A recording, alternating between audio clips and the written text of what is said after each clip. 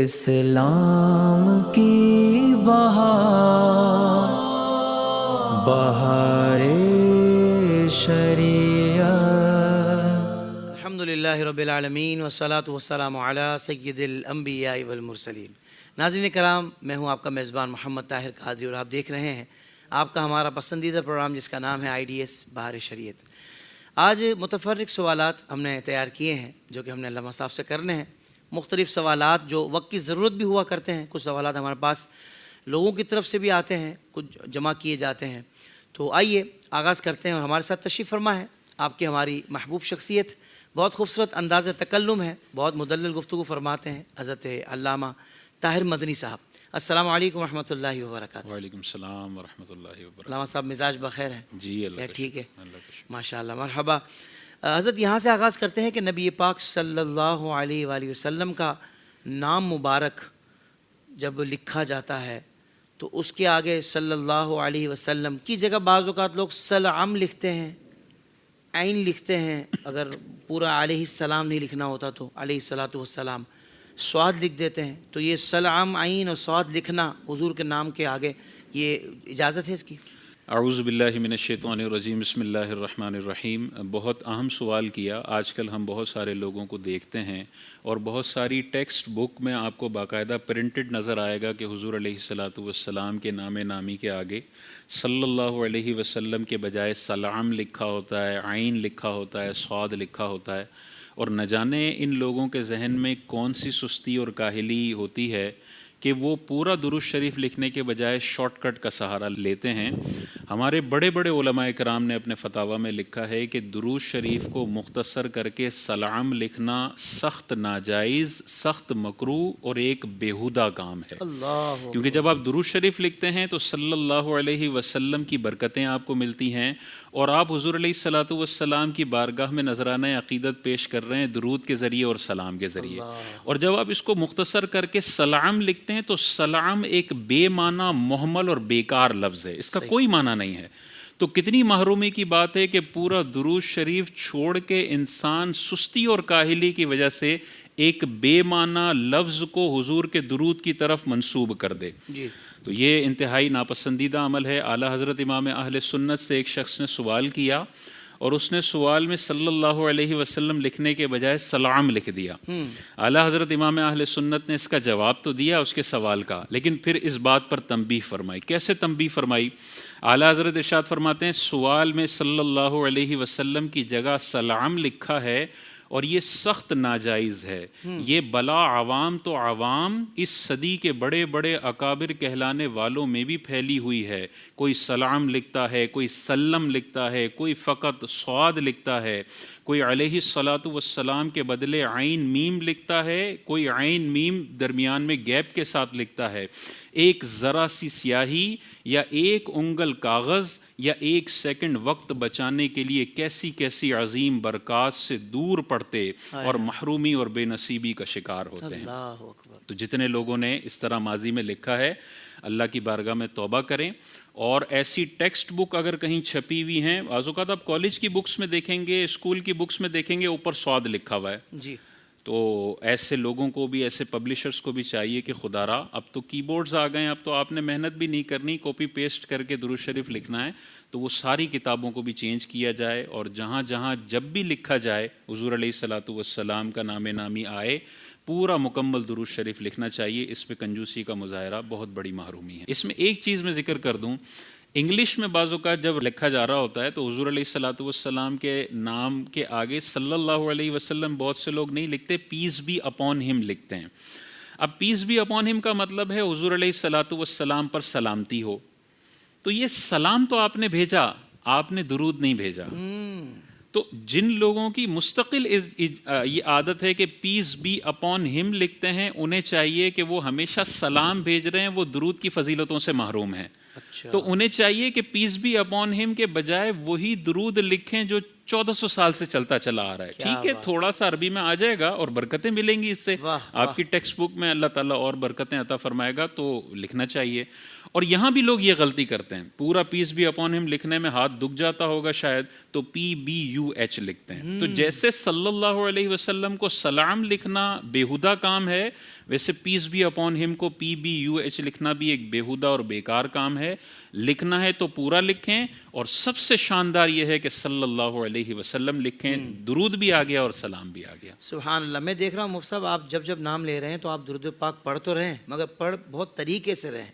کچھ لوگ بظاہر دینی وضاقتہ رکھنے والے بھی صلی اللہ علیہ وسلم صلی اللہ علیہ وسلم اس طرح کرتے ہیں. مجھے بڑا دکھ ہوتا ہے کہ یار یہ بھی اگر ہم اپنے نبی پر درود پاک بھی صحیح نہیں پڑھ پا رہے تو کتنی عجیب بات ہے. تو پڑھنے میں بھی یہی احتیاط ہوگی. جی پڑھنے میں بھی یہی احتیاط ہوگی. عربی تو اتنی حساس زبان ہے, ایک ذرا زبر زیر پیش چینج ہو جائے, موٹا قاف پتلا قاف پڑھ لیا جائے تو معنی میں زمین آسمان کا فرق آ جاتا ہے. اور یہ واقعی ایسی بات ہے, بڑے بڑے پڑھے لکھے ہم نے دیکھے ہیں PhD کیے ہوئے اور بڑی انگلش میں مہارت ہے, لیکن 50 سال کی عمر میں حضرت سے درود شریف سن لیا جائے تو زبان لڑکھڑا جاتی ہے اور درود شریف نہیں نکلتا. کتنی محرومی کی بات ہے کہ یار جب آپ سے انگلش میں اسپیچ کروائی جاتی ہے تو آپ 15 منٹ بغیر لڑکھڑائے بولتے ہیں, اور سورہ اخلاص سن لی جائے تو اس میں 10 غلطیاں کرتے ہیں. اللہ کے نبی کا کلمہ پڑھا, قرآن اللہ تعالیٰ نے ہمیں عطا فرمایا, اور ساری زندگی ایسی غفلت میں گزاری کہ صلی اللہ علیہ وسلم منہ سے نہیں نکال پا رہے. یہ انتہائی محرومی ہے.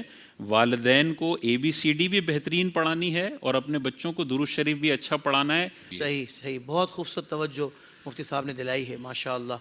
مفتی صاحب اگلا سوال یہ ہے کہ کیا تعویذ پہننا شرک ہے؟ نیز کیا تعویذ پہن کر باتھ روم وغیرہ جا سکتے ہیں؟ دیکھیں, تعویذ کے حوالے سے 2 صورتیں بنتی ہیں. ایک وہ تعویذ جو زمانہ جاہلیت میں ہوتا تھا, آج بھی کفار میں ہوتا ہے, کہ جس میں کفریہ باتیں لکھی ہوتی ہیں, شرکیہ باتیں لکھی ہوتی ہیں. یہ تعویذ تو لازماً شرک ہے, اور جو بھی اس کو پہنے گا وہ دائرہ اسلام سے خارج ہو جائے گا. اور حضور علیہ الصلوۃ والسلام نے بھی حدیث پاک میں ارشاد فرمایا, جس بندے نے تعویذ لٹکایا اس نے شرک کیا. اب اس حدیث کو بنیاد بنا کے بہت سارے بیچارے یتیم العلم قسم کے لوگ ہیں, وہ کہتے ہیں کہ اب ہر قسم کا تعویذ شرک ہے, چاہے کوئی دینی کلمات پر بھی تعویذ ہو اس کو بھی وہ شرک کہہ دیتے ہیں.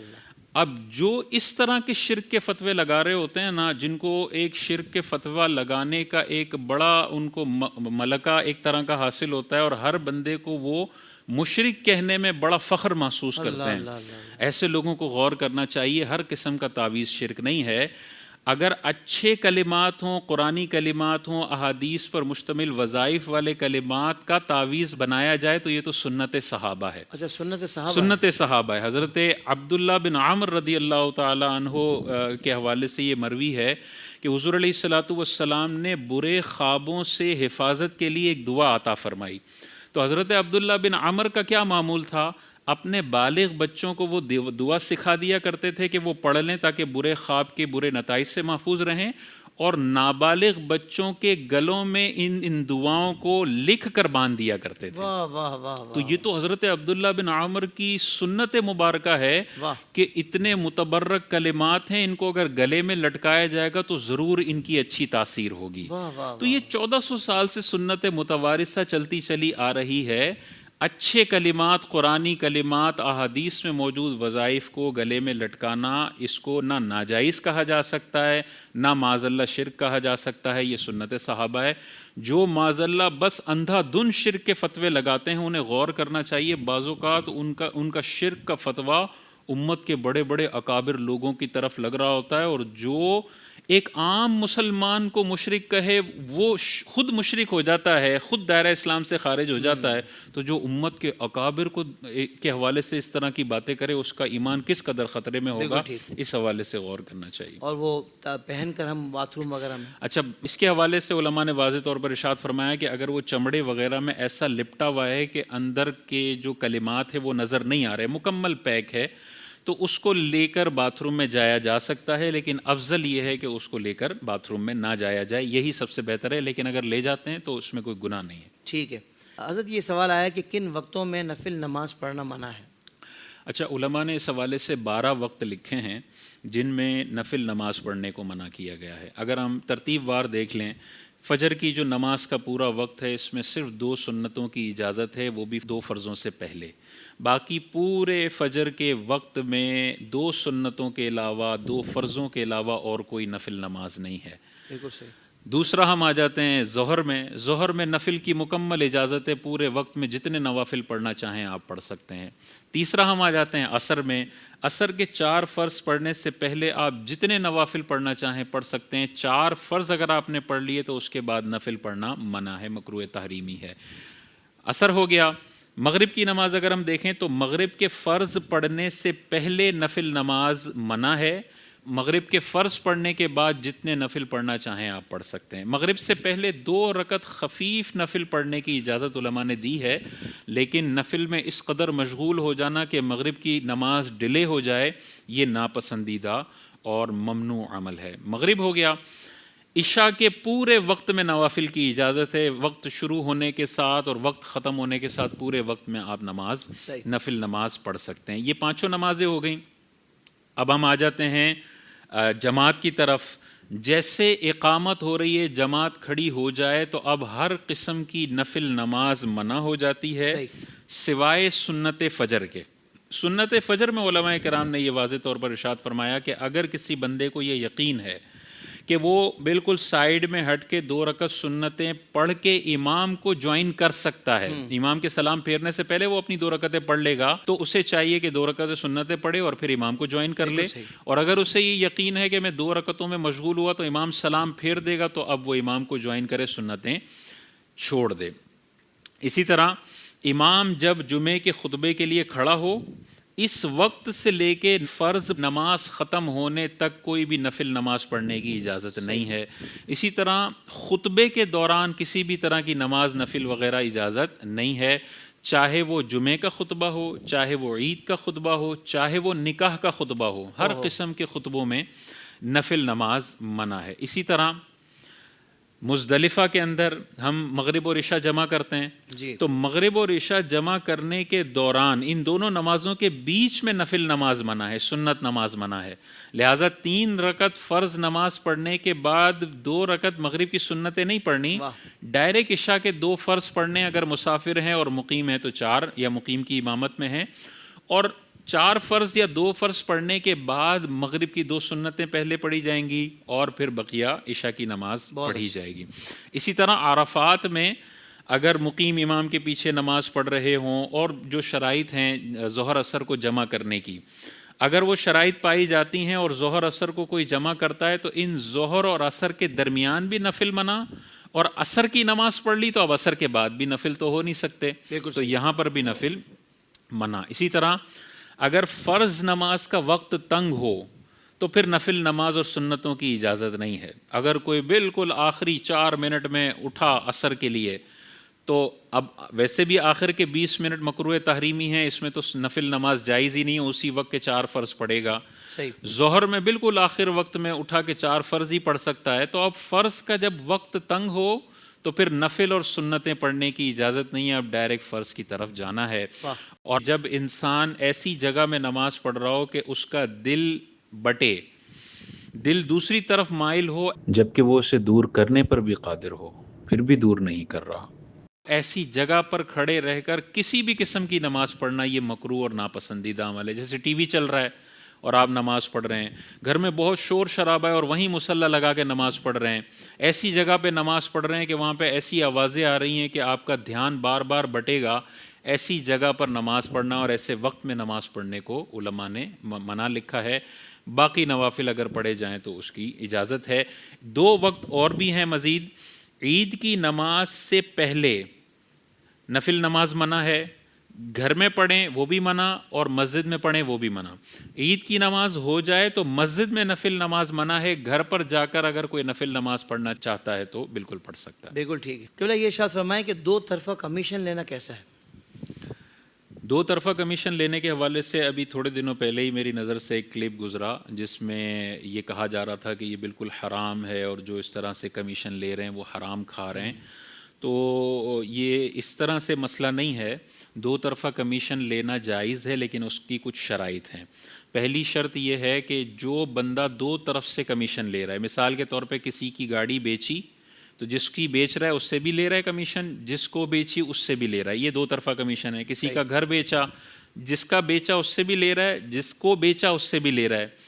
تو یہ 2 طرفہ کمیشن لے سکتا ہے, لیکن پہلی شرط یہ ہے کہ اس بندے نے دونوں طرف سے محنت کی ہو. اوکے. بیچنے والے کے لیے بھی محنت کی ہو, بھاگ دوڑ کی ہو, اور جس کو بیچ رہا ہے اس کے لیے بھی محنت کی ہو, بھاگ دوڑ کی ہو. دوسرا, اس علاقے کے اندر یہ عرف ہو کہ دو طرفہ کمیشن لیا جاتا ہے, صحیح. اور جتنا پرسنٹیج کا عرف ہے یہ اتنا ہی مطالبہ کر رہا ہے. دو شرطیں. تیسری جو سب سے اہم شرط یہ ہے کہ یہ بندہ جو دونوں طرف سے کمیشن لینا چاہ رہا ہے وہ دونوں میں سے کسی ایک طرف کا وکیل نہ ہو, یعنی اس کے بہاف پہ سودا کرنے والا نہ ہو. اگر کسی ایک طرف کا وکیل بن جائے تو پھر صرف اپنے موکل سے ہی کمیشن لے سکتا ہے, سامنے والے سے کمیشن نہیں لے سکتا, وہ ناجائز ہو جائے گا اس کے لیے. جس کی صورت کیا بنے گی؟ مثال کے طور پہ میں کسی کے گھر بیچنے کے لیے محنت کر رہا ہوں اور پارٹی آ گئی. میں نے اس کو فون کیا کہ بھائی خریدنے والی پارٹی آ گئی ہے, آپ برائے مہربانی آ جائیں اور آپ دونوں سودا کر لیں. میں آپ کے بہاف پہ سودا نہیں کر رہا, میں آپ کا وکیل نہیں بن رہا. لیکن وہ کہتا ہے یار میں مصروف ہوں, آپ میری طرف سے اتنے میں سودا ڈن کر دو. وہ کہتا ہے ٹھیک ہے میں آپ کا وکیل بن جاتا ہوں. اب وہ اس کی طرف سے ایجاب یا قبول کر رہا ہے. تو اگر وہ اس بیچنے والے کا وکیل بن گیا تو اب سامنے والے سے 2-3% کمیشن نہیں لے سکتا, کیونکہ اب تو وہ خود بیچنے والا ہے. خود بیچنے والا سامنے خریدنے والے سے کس بات کا کمیشن لے رہا ہے؟ یہ تو آپ نے کنڈیشن کر دیا سودے کے وقت کہ بھئی میں بیچ رہا ہوں تو مجھے آپ نے کمیشن دینا ہے.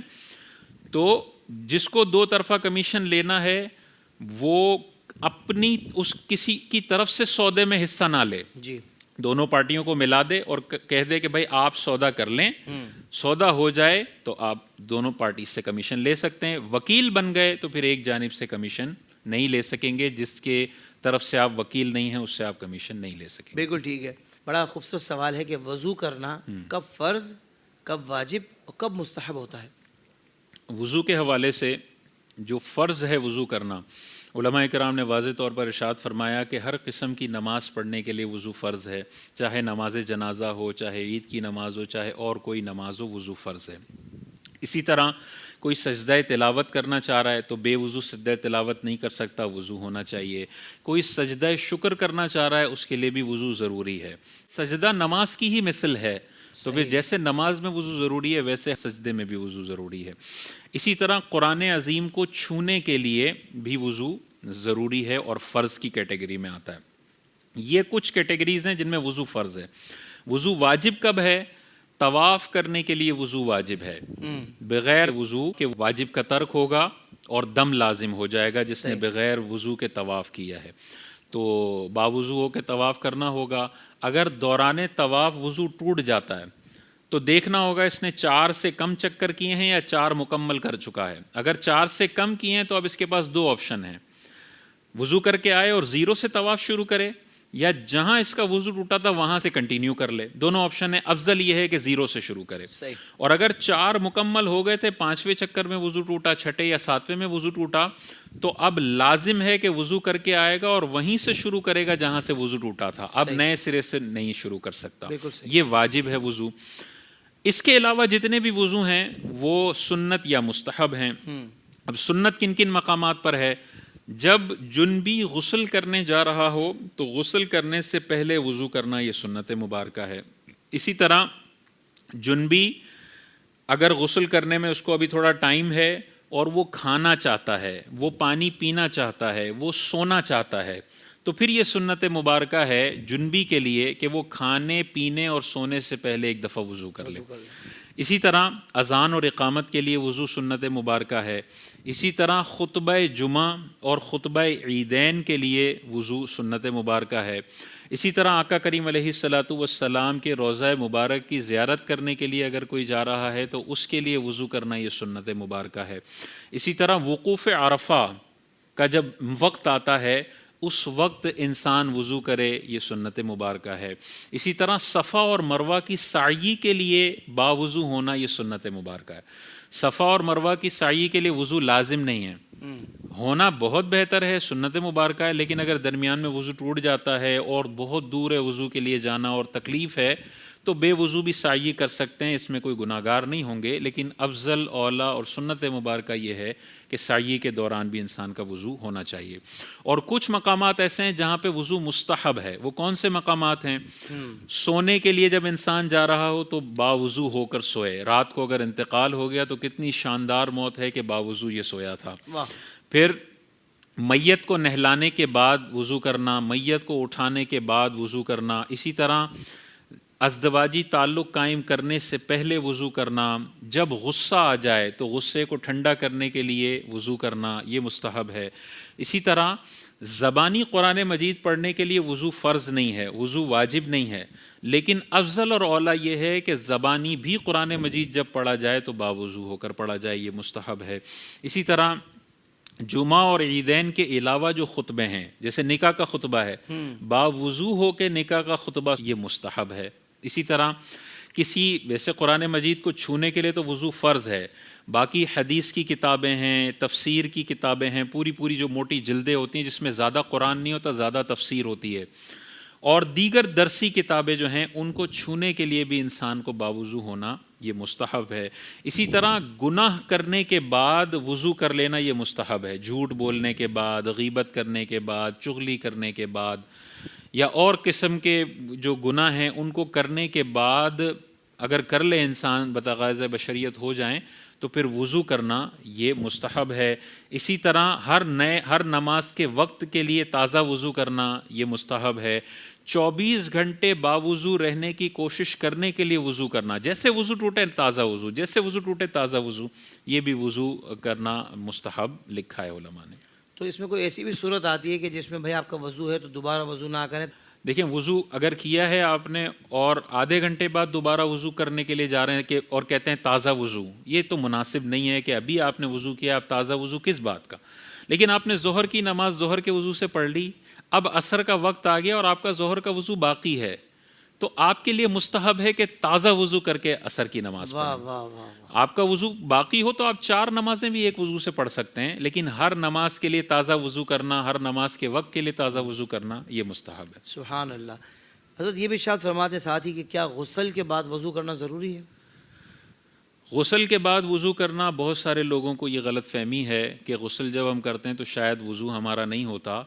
غسل سے پہلے وضو کرنا سنت مبارکہ ہے، لیکن اگر کسی نے نہیں کیا اور غسل کر لیا تو غسل کرنے سے وضو آٹومیٹکلی انسان کا ہو جاتا ہے، کیونکہ جب طہارت کبریٰ آپ نے حاصل کر لی تو طہارت صغریٰ آٹومیٹک حاصل ہو جائے گی۔ جملہ دیا، واہ واہ۔ جب یہ حاصل ہو گئی تو پھر اگر کوئی وسوسوں کی بنیاد پر وضو کر رہا ہے، یہ اسراف پانی ضائع کرنا ہے، ناجائز ہے، نہیں کرنا چاہیے۔ آپ نے غسل کر لیا، آپ باوضو بھی ہو گئے اور آپ غسل بھی ہو گیا، اب آپ نماز بالکل پڑھ سکتے ہیں۔ سبحان اللہ، سبحان اللہ۔ مفتی صاحب آپ نے وقت عطا فرمایا اور بہت خوبصورت آپ نے جوابات ارشاد فرمائے۔ یقیناً ہمارے ناظرین کو بھی بہت کچھ سیکھنے کو ملا ہوگا۔ کچھ سوال آپ کو کرنا ہے، کوئی مسئلہ درپیش ہے، اسکرین پر نمبرز بھی آ رہے ہیں اور ای میل ایڈریس بھی آ رہا ہے، جلدی سے ٹائپ کیجیے اور ہمیں میسیج کر دیجیے، کوشش کریں گے کہ آپ کے سوال کو بھی شامل کیا جائے۔ اگلے پروگرام میں پھر ملاقات ہوگی، تب تک کے لیے اجازت۔ السلام علیکم ورحمۃ اللہ وبرکاتہ۔